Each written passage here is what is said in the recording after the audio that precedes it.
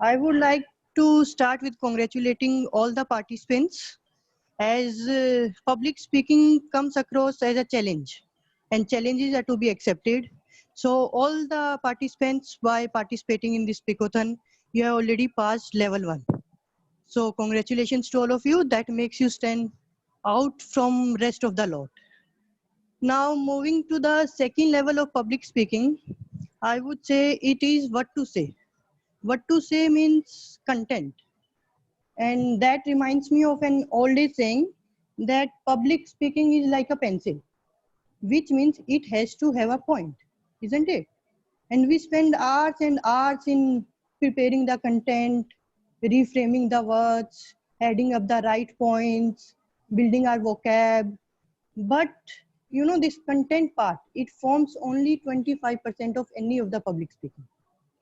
Then how about rest of the remaining 75%? That gets covered by the how to present it. Where how word comes, there we talk about, there that needs to be focused rather than more on content.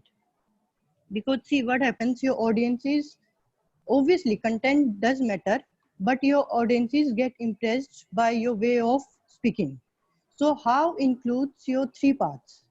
First should be the performance spirit of the teller. How energetically, how enthusiastically that person, the poise, the vibrancy, the teller is presenting it. And next is your body language.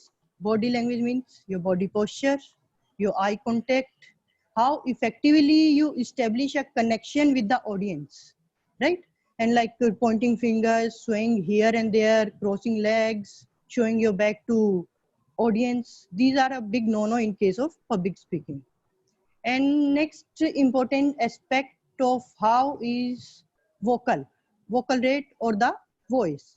Voice means the tone, the expressions you use, the emotions you involve, and the fluency.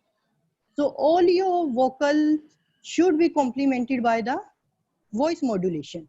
Your emotions and everything should get complemented with your voice tone as well. If you are feeling sad, your voice should complement that, should be supporting it. And sometimes what happens, what I have seen, presenter wants to sound fluent. So to make it sound fluent, they go on a very fast rate and they sound too hurried, and it sounds, their presentation or their speaking, it sounds memorized. So your speaking should never be memorized. It should never sound memorized. Your words should be flowing easily and naturally from your mouth, right? And another important thing is do enough practice before facing the audience.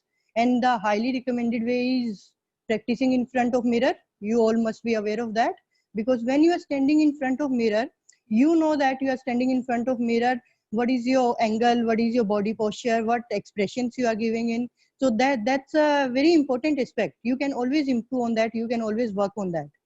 So that's all from my side. I hope these suggestions will help you in future.